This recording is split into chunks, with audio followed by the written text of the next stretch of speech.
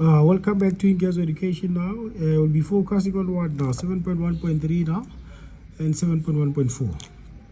So the question now says determine the velocity at which the coin hits the ground now. The ground. Which is we're still having what now? We're still having what? This is our 7.1.3, which is we're going to have how much now? Remember that our first derivative, which is equals to how much now? Is equals to 12 minus how much? Minus 18. Nice. So we want it when now? When the first derivative hits the ground now.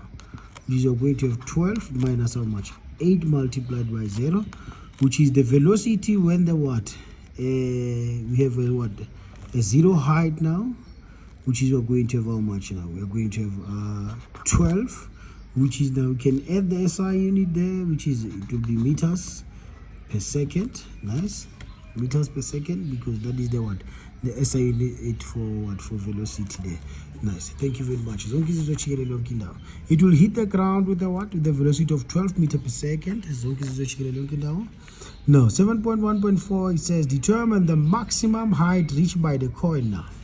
The maximum height. The maximum height now. Yes, thank you very much. Nice. Now we have what? 7.1.4. We are looking for the what? The maximum height. We still have what? The first derivative, which is t is equals to how much? 12 minus 8t. That is our first derivative. Thank you very much. Nice. We want it where now? Where what? We must tell the examiner that h prime of t now is equals to how much? 0. H prime of t is equals to how much? Is equals to 0. Nice. H prime of t, let me just erase it nicely. H prime of t is equals to 0, which is we're going to have 0 is equals to how much? 12 minus 8 t now, which is we're going to transpose this one to this side now. Then the sign will change, which is we're going to have 8t is equals to how much? 12. We divide by 8, we divide by 8, and then this 8 and this 8 will divide each other, will be left with t is equals to how much? 12 goes how many times? 4 goes how many times into how much? Into 12. 3 times into 8, 2 times. The final answer will be how much? 3 divided by how much? 3 divided by 2. Nice. Yes. Which is we got what now? We got the 3 divided by 2 now. What are we going to do now? You must take back what? You must take back this to the what? You must take back it to what? To the original formula. Because this is not the what?